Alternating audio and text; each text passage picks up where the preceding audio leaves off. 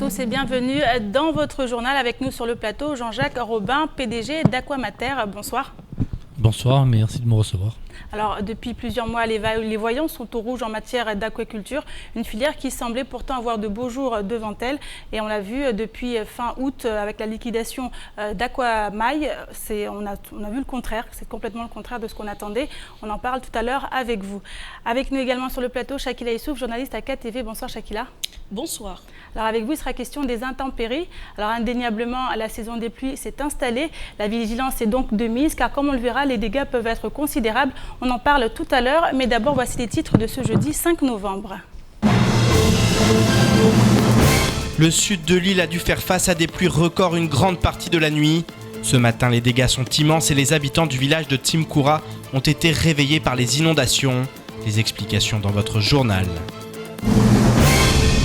En mars 2014, le cyclone Hélène avait causé de gros dégâts dans le nord de l'île. À Aqua, une partie des sinistrés vit toujours dans des conditions difficiles liées au manque d'infrastructures de type caniveau. À l'approche de la saison des pluies, les habitants ont décidé de prendre les choses en main. L'Union nationale du sport scolaire est en plein développement à Mayotte. Le nombre de licenciés a augmenté de plus 80% en 3 ans. Ce samedi, 30 élèves de différents établissements partiront à l'île Maurice pour participer aux Jeux scolaires de l'océan Indien. Reportage à la fin de cette édition.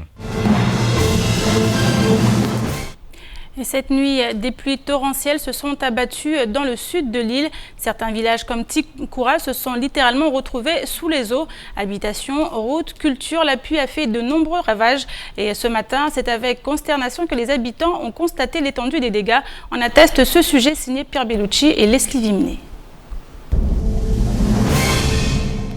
Des pluies diluviennes se sont abattues sur le sud de l'île une grande partie de la nuit. Les dégâts sont immenses et la population s'est réveillée les pieds dans l'eau. Pour le directeur départemental de Météo France, les prévisions plaçaient Mayotte en alerte forte pluie, même si personne n'avait prédit de telles conséquences et un tel record. Alors on avait vu déjà qu'on attendait de fortes pluies, donc sous forme orageuse. Donc effectivement elles ont eu lieu, puisqu'on a eu plus de 130 mm sur l'ensemble de l'épisode dans le sud de l'île. C'est un record, puisqu'on n'avait jamais mesuré autant de pluie sur une si courte période. Donc on a battu tous les records. Et c'est pour ça qu'on est aussi passé en vigilance forte pluie. Et on maintient cette vigilance au moins toute la journée et demain, parce qu'on attend encore des pluies. Alors rien à voir avec ce qu'on a eu cette nuit, mais des pluies qui s'accumulent et qui vont sur des endroits où il y a déjà beaucoup plu. Voilà, donc c'est des pluies qui sont en surnombre, quoi. Ce matin, le constat est alarmant. La saison des pluies peinait à s'installer, mais la voilà désormais bien présente. Les pluies vont continuer dans les prochains jours, et même si la violence de la nuit dernière ne devrait pas se répéter, la vigilance doit rester de mise. Déjà, dans les prochains jours, on va encore avoir de la pluie. Encore une fois, rien à voir avec ce qu'on a eu la nuit dernière, mais de la pluie qui viennent en plus sur des sols qui sont déjà bien humides. Voilà, c'est ce côté dangereux-là. Moi, ce que je donnerais surtout comme conseil auprès de vos téléspectateurs et auditeurs, c'est surtout, faites attention quand vous déplacez. Si vous pouvez reporter votre déplacement, faites-le. Et surtout, tenez-vous au courant aussi bien des travaux qu'il peut y avoir sur les axes routiers et de la météo. Ces pluies records et les dégâts qui s'en sont suivis ont donné lieu à des enquêtes de terrain.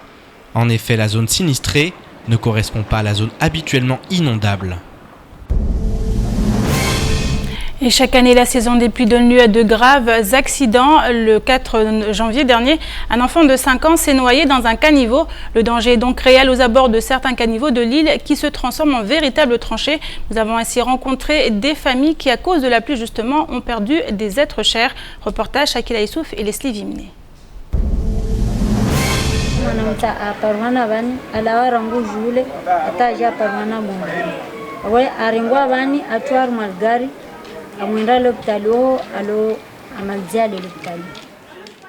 La tristesse se lit sur le visage de cette mère qui a regardé son enfant mourir, emporté par les eaux de pluie. Les Mahorais se préparent à accueillir une nouvelle saison pluvieuse et après les inondations du sud, c'est avec beaucoup d'inquiétude qu'ils appréhendent les prochaines heures. C'est notamment le cas des familles clandestines vivant dans la plus grande précarité des bidonvilles. Nekusina bahenda na malezi zo problem zero hanfa zo nao wasifikiria maneno mwazo mazifikiria majambo zisao zo yo serizo be wasikasina hurungwa wale kasina hurenda hasta ambu mana madam kuna nafasi watu wangu zile nafasi bila mwosheke fu swafi watu pampaka. Nour est effrayé par cette saison de pluie et se remémore le jour où sa fille Rachmi, âgée de 5 ans, a été emportée par les eaux de pluie dans ce caniveau.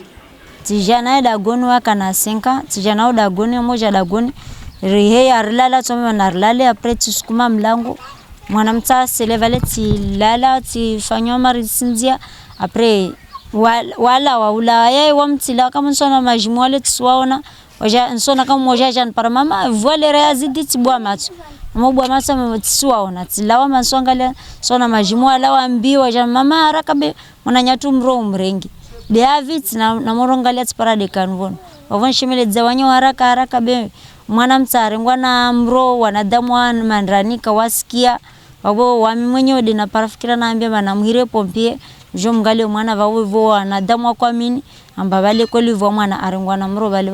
Cette mère n'est pas la seule à redouter les inondations ou les glissements de terrain.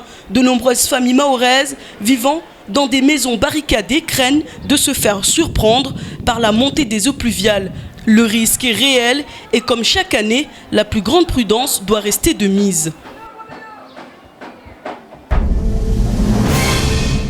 On a vu dans le reportage, Shakila, la vigilance est de mise. Et on a vu également ces dégâts causés par ces caniveaux qui débordent et ces familles endeuillées. Quelle politique est menée aujourd'hui pour pouvoir trouver des solutions ? C'est malheureusement avec beaucoup de regrets que je ne pourrais pas vous dire quelles politiques sont menées. Pourquoi ? Parce que la mairie tout simplement ne communique pas.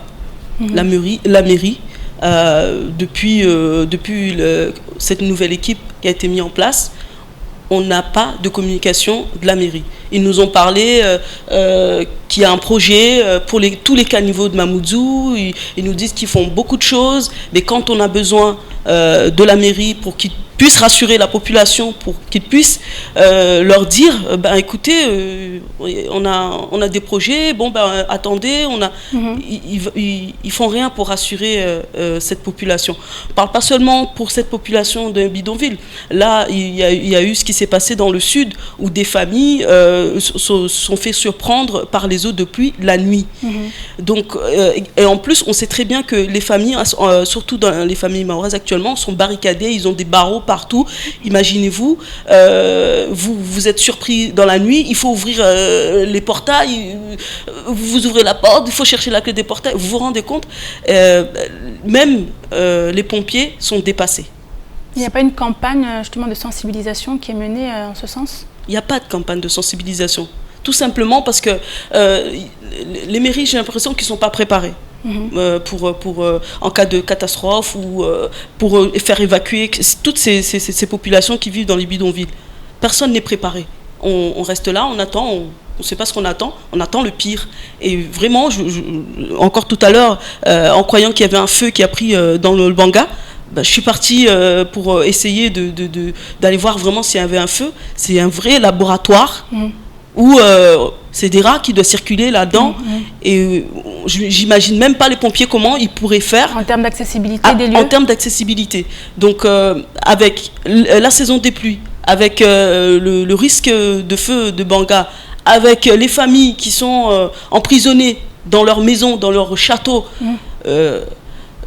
Moi je pense il faut vraiment que les élus se posent vraiment la question pourquoi ils ont été élus, parce que je suppose qu'ils ont été élus et ils ont une grande responsabilité. Leur responsabilité c'est de venir en aide à la population, c'est s'en occuper et vraiment là on a l'impression que la population est délaissée. Alors la saison des pluies a bien commencé et elle va continuer encore quelques temps. Et comment font ces familles, comment se préparent-elles à l'affronter ?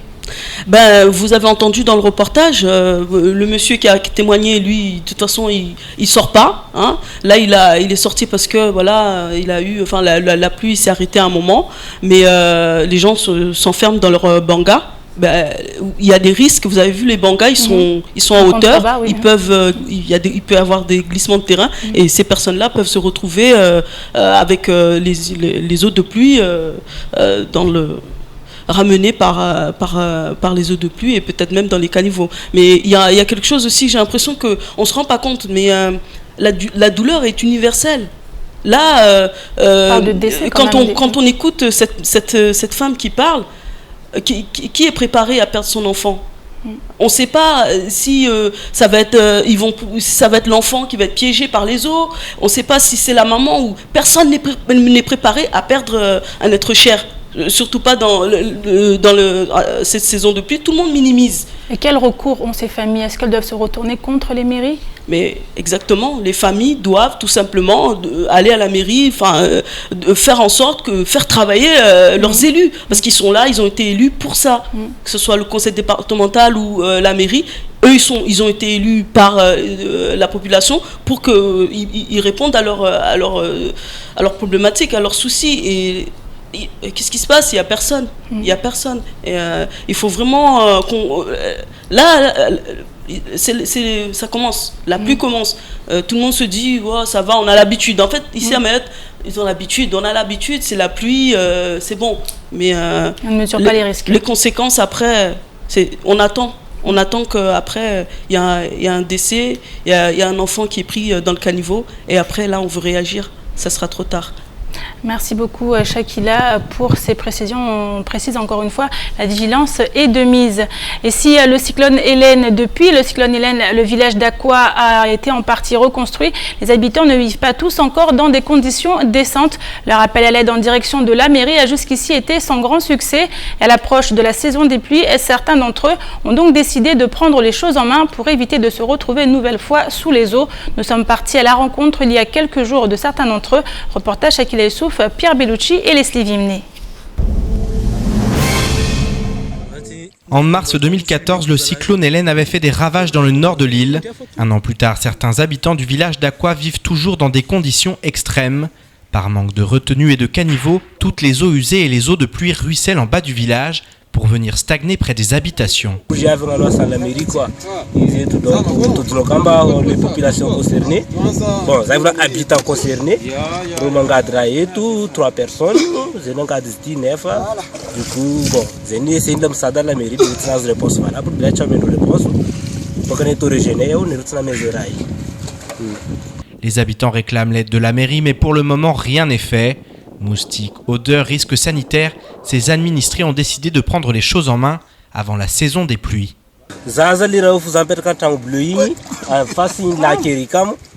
Donc, ça a concerné beaucoup de mises en moustiques, donc, obligé, ça a encadré toutes les saisons parce que la mairie a payé 40 000 € pour faire ce travail-là. Ok, ça met ça gratuitement.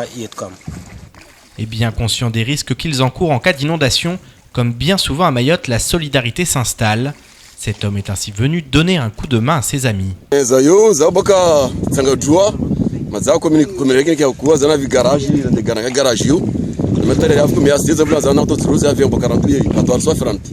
À l'heure où les inondations de cette nuit ont fait des ravages dans le sud, ces hommes ont pris les devants pour limiter les dégâts en cas de forte pluie.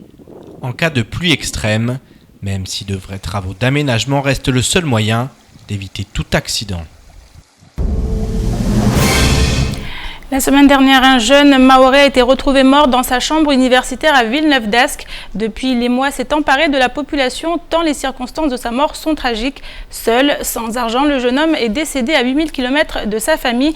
Et pour que ce genre de drame ne se reproduise jamais, plusieurs voix se sont élevées, notamment les jeunes étudiants qui appellent à trouver rapidement des solutions. Un sujet signé Pierre Bellucci et Leslie Vimné. Le décès d'un jeune étudiant mahorais parti pour poursuivre ses études en métropole a beaucoup ému la population. Le jeune a été retrouvé plusieurs jours, voire semaines après sa mort. Seul, loin des siens, son histoire rappelle ô combien certains étudiants peuvent éprouver des difficultés en métropole. L'un d'entre eux d'origine mahoraise a donc décidé de lancer un appel à la mobilisation pour que ce genre d'événement tragique n'ait plus jamais lieu. Il nous a tous fait, je pense, pas mal de mal. Je pense maintenant que l'essentiel, ce soit qu'on arrive à rebondir, qu'on arrive à créer le changement, parce que c'est bien beau d'attendre le changement, mais au bout d'un moment, faut prendre des décisions, faut prendre des initiatives. Aujourd'hui, la mienne, c'est que je propose l'ouverture d'un groupe sur Facebook qui s'appellerait Solidarité étudiants mahorais, où j'inviterai tous les étudiants à partager leur expérience, qu'elle soit positive ou négative. Si certains réussissent à s'épanouir à 8000 km de leur famille et de leur île natale, pour d'autres la tâche est plus ardue. L'idée d'un groupe Facebook est donc venue à l'esprit de cet étudiant. Donc aujourd'hui, je propose à tous ceux qui se sentent isolés ou non de rejoindre ce groupe et qui commence à y avoir des échanges, qui commence à se créer des liens, des événements qui créeront après des rencontres, qui créeront peut-être un jour des amitiés. On ne peut pas vivre sans amitié. Je voudrais lancer aussi un appel aux élus. Vous n'êtes pas tout blanc dans cette histoire. Vous êtes élus, vous êtes sur le trône en ce moment, ce sera probablement pas toujours le cas. J'espère que votre réaction sera extraordinaire. Parce qu'on attend des actes extraordinaires. Pour le représentant des étudiants et lycéens de Mayotte, l'idée d'une page Facebook peut être un outil contre l'isolement. Les réseaux sociaux permettent beaucoup de choses, notamment maintenir les liens, les rapports entre les individus. Ça permet de créer des rapports, ça permet de les entretenir, ça permet aussi de pouvoir facilement entrer en contact avec des gens. Donc ça permet de sortir des gens dans l'isolement, oui. Des gens, surtout quand on est timide, c'est plus facile parfois de pouvoir en tout cas se confier derrière un poste d'ordinateur que d'aller au-devant des gens. Au-delà des réseaux sociaux, d'autres solutions doivent être trouvées pour lutter contre l'isolement et la solitude des étudiants d'origine mahoraise. Il y a un système de médiateurs qui fonctionne très bien d'ailleurs. Cependant, est-ce qu'un tuteur, ça ne serait pas mieux placer un tuteur, celui qui serait là, qui accompagnerait l'étudiant, qui prendrait de ses nouvelles, qui le suivrait, il ferait le boulot d'un tuteur normal.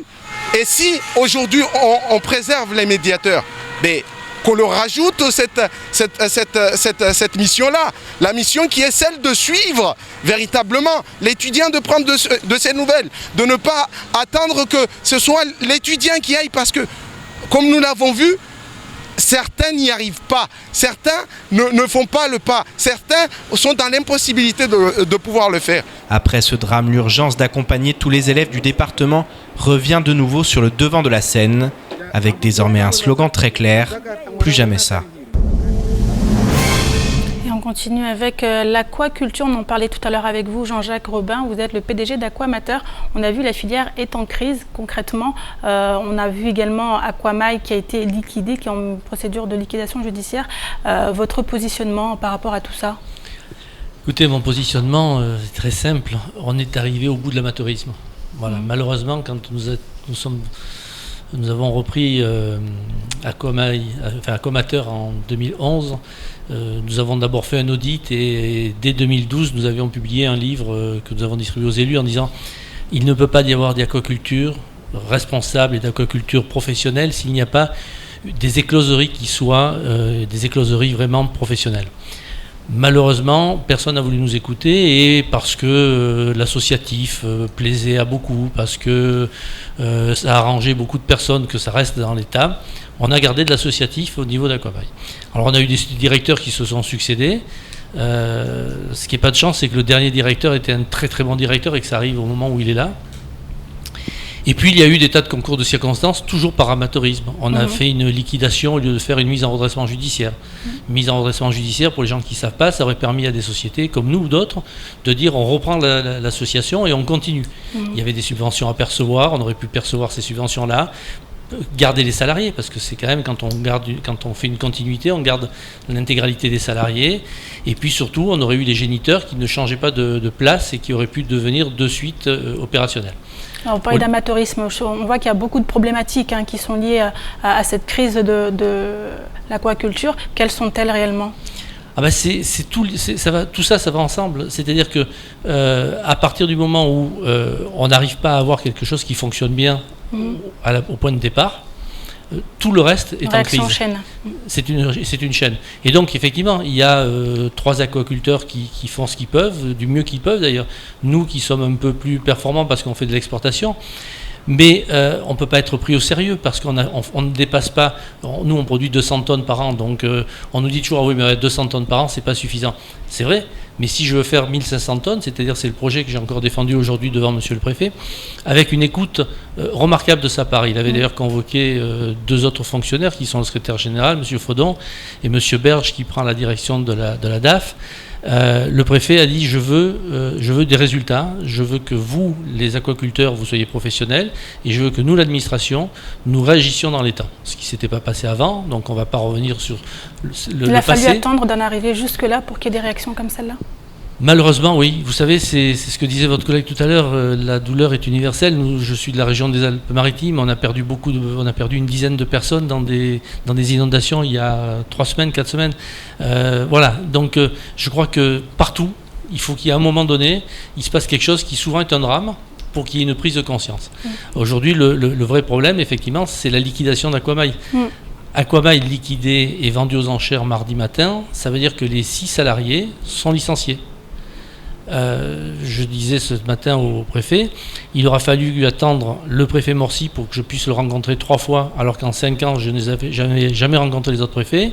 Il aura fallu attendre le nouveau président du conseil départemental pour que je puisse le rencontrer une première fois il y a quelques mois, et je vais le rencontrer une deuxième fois lundi matin.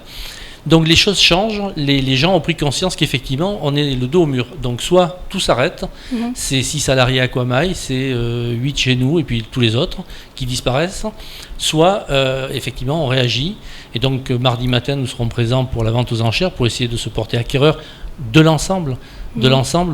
C'est-à-dire les géniteurs qui ont coûté très cher à l'État, très cher à la collectivité, les installations qui valent ce qu'elles valent, mais notre but c'est fonctionner. Tout n'est pas perdu, clairement. Avant mardi, tout n'est pas perdu en fait. Jusqu'à mardi, tout est stand-by. C'est mardi que ça va se décider. Si quelqu'un arrive et donne une enchère colossale pour acheter un 4x4, un groupe électrogène et qu'il n'a aucun intérêt dans les ombrines, effectivement, tout sera perdu. Si on arrive, que ce soit les aquaculteurs qui se portent acquéreurs de l'ensemble, on pourra redémarrer une filière, parce que notre but, en tous les cas à Aquamateur, si on devait récupérer Aquamail après la vente aux enchères, c'est sous 2 ans de créer une véritable écloserie professionnelle qui fournirait des alevins de qualité à l'ensemble de la production locale. On parle aussi du GSMA. Le GSMA, c'est un outil merveilleux, c'est un outil qui a fabriqué, qui a formé des tas de jeunes. Si la filière s'arrête, le GSMA va perdre cette branche et c'est dommage pour les jeunes Mahorais. Nous, on emploie des jeunes, on les a en stagiaires et ça se passe très très bien. Alors, il est question aussi d'une AOT qui pose problème? Non, c'est pas. Alors, c'est très. Vous savez, dès l'instant où on touche à l'administratif, ça devient très compliqué. S'il y avait eu une continuation, quand il y a une reprise d'une société et qu'il y a une AOT, le repreneur doit demander l'autorisation à l'État de continuer l'AOT et dans ce cas-là, devait demander l'autorisation au Conseil général de continuer à lui louer les locaux. Là, tout est tombé. On n'est plus de salariés, les poissons sont dans la mer, dans un filet. Mardi, celui qui va acheter ça aux enchères va revenir voir le préfet. Et le préfet m'a dit effectivement, il n'y a pas de problème, je redonnerai l'AOT instantanément parce que je suis bien conscient qu'il faut que ça redémarre. Et je pense que le président du conseil général fera de même. Le souci n'est pas à ce niveau-là, le souci est que d'un point de vue purement technique, lorsque vous prenez des géniteurs et que vous les déplacez de bassin dans la mer et qu'ensuite vous les remettez de la mer dans les bassins, aujourd'hui, je peux vous dire, entre 6 mois, 1 an et demi, personne n'est capable de me donner la date à laquelle ils vont recommencer à produire. Ce qui veut dire qu'on va remettre en place une structure, remettre de l'argent dans cette structure, et qu'il faudra aller chercher à La Réunion les œufs, parce qu'on n'aura pas des géniteurs qui sont capables de nous faire les œufs. Voilà, donc c'est un gâchis phénoménal, c'est beaucoup d'argent dépensé durant beaucoup d'années, c'est beaucoup d'argent qu'il va falloir que l'on dépense à nouveau. L'investisseur principal de Mayotte Aquamateur, aujourd'hui, est à presque 1,1 million d'euros d'investissement de son argent propre pour faire vivre Aquamateur. Donc c'est parce qu'on a une vraie volonté, parce qu'on croit vraiment à ce projet, qu'on continue à se battre. Beaucoup d'autres auraient dit... On parle également de ces fonds européens attendus en 2016. Alors ça, c'est l'Arlésienne. Ils vont arriver, c'est sûr qu'ils vont arriver, puisque c'est inscrit. C'est inscrit, mais quand, comment, à hauteur de quoi? Souvent on nous dit, ah mais vous voulez faire de l'aquaculture parce que vous allez avoir des subventions. Non, l'aquaculture, c'est pas comme ça. Les fonds européens, tout le monde le sait. S'ils ne le savent pas, je veux leur dire. C'est qu'on commence d'abord par dépenser de l'argent, on achète des installations, on les met en place, on les fait fonctionner, on fournit des factures acquittées, les instances européennes viennent vérifier que tout est en place, et après seulement, ils nous remboursent à hauteur d'un pourcentage qui est déterminé. Mais c'est à l'investisseur de faire le premier effort. 1500 tonnes de poissons, c'est un investissement de 6 millions d'euros que l'on va mettre sur le tapis, et ensuite l'Europe viendra en subventionnement de ce qu'elle pourra nous donner, on verra bien. Mais en tous les cas, nous on mettra 6 millions d'euros sur le tapis. Donc on attend de voir ce qui va se passer ce mardi. Le plus important, c'est mardi matin, voilà. On croise les doigts. Merci beaucoup Jean-Jacques Robin. Je rappelle que vous êtes le PDG d'Aquamateur. Et enfin, l'arrivée demain de la mission promise par le ministre de l'Intérieur Bernard Cazeneuve, la plage de Giva érigée en décharge communale sauvage. C'est également dans l'actualité de ce jeudi 5 novembre. Les précisions tout de suite dans l'actualité en bref. Si la municipalité de Mtsamboro s'est attaquée au traitement des monstres, elle a choisi un site totalement inadapté et en bord de mer, la plage de Giva. À mi-chemin entre Amjago et Mtsamboro, un conteneur a été déposé à Giva. Chaque jour, des habitants amènent leurs vieux frigos, leurs machines à laver et autres détritus qui s'entassent en bordure de lagon à 2 pas de l'un des plus beaux panoramas de l'île. L'endroit est devenu une décharge communale sauvage et aucune autorité n'est venue appliquer la loi. Pourtant, celle-ci est très claire comme le stipule le Code général des collectivités territoriales. En effet, les propriétaires et affectataires du domaine public ont obligation d'éliminer ou de faire éliminer les déchets qui s'y trouvent. De plus, le maire a compétence pour mettre fin aux pollutions de toute nature et en cas de carence du maire, le préfet peut se substituer à lui. Des sanctions sont également prévues allant de 1 500 € en cas d'abandon de déchets jusqu'à 150 000 € et 2 ans de prison en cas d'exploitation d'une exploitation classée sans autorisation. Cela pourrait donc coûter très cher au maire s'il poursuit sa démarche polluante. Le ministre de l'Intérieur Bernard Cazeneuve, interpellé par le député Ibrahim Aboubacar, s'était dit très préoccupé par la montée de la délinquance sur le département. À ce titre, il avait annoncé l'envoi d'une mission de l'Inspection générale de l'administration, de l'Inspection générale de la gendarmerie nationale et de la police nationale sur la délinquance. C'est désormais acquis. La délégation envoyée par le ministère de l'Intérieur arrivera demain sur l'île pour se mettre au travail dès lundi. Le ministre avait également promis qu'à la suite de cette inspection, il adopterait toutes les mesures préconisées par la délégation. A noter que lundi, l'intersyndicale police reçue par le préfet a émis une série de propositions à même de faire reculer la délinquance sur le chef-lieu. Ils ont ainsi suggéré des planques de la BAC pour effectuer des opérations spéciales ou encore des sorties sur le terrain pour les personnels en civil normalement affectés au bureau. Autant de propositions qui risquent également d'être soumises à l'inspection générale. Reste maintenant à espérer que les remarques de ces policiers qui connaissent parfaitement la situation seront prises en compte. La Commission européenne a adopté hier le programme de coopération transfrontalière 2014-2020 entre la région ultra-périphérique de Mayotte et les îles voisines des Comores. Le budget total du programme atteint plus de 16 millions d'euros, dont 12 millions d'euros venant du Fonds européen de développement régional.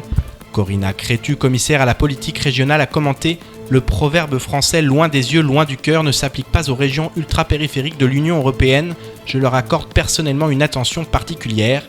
Le programme que nous avons adopté aujourd'hui contribuera efficacement au développement économique des îles et à l'amélioration de la qualité de vie des habitants, grâce à des échanges et une coopération accrue dans de nombreux domaines. Le programme comporte 3 axes prioritaires auxquels s'ajoute une assistance technique destinée à la mise en œuvre du programme. Accroître les échanges commerciaux, améliorer l'état de santé des populations et les capacités de secours aux personnes et développer l'accès à l'enseignement en mobilité. L'autorité de gestion chargée de la mise en œuvre du programme est la préfecture de Mayotte.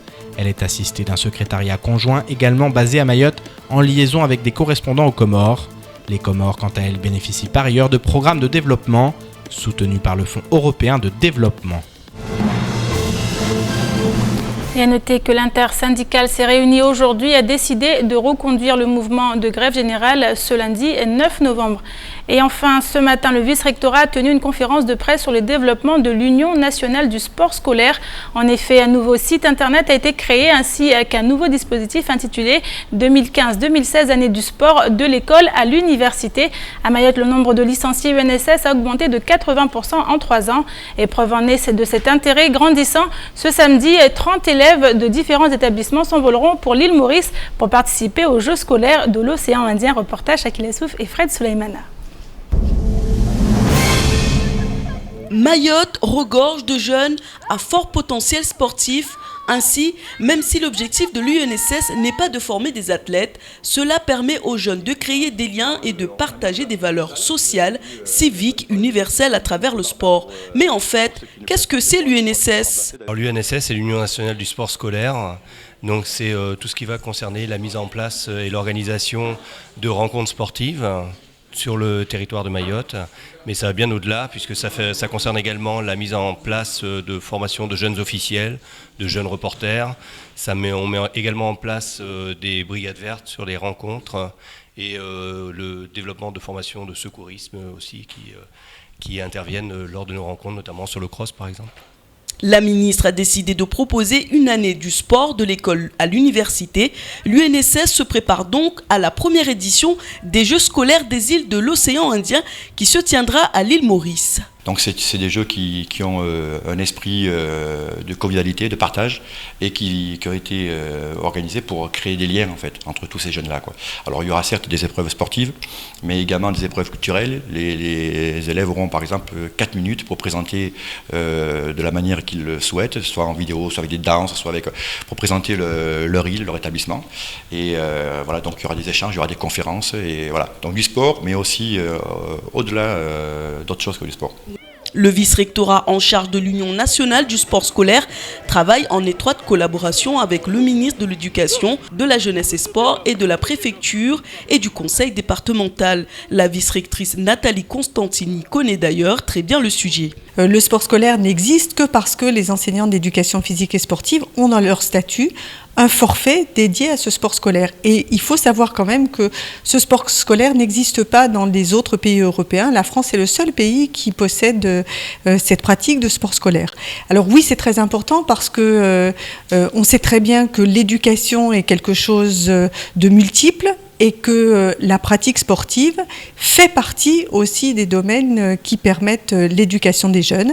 Ce grand événement pour les élèves de l'océan Indien va permettre une rencontre entre les jeunes entre 13 et 14 ans issus de cultures différentes à travers une valeur universelle, le sport.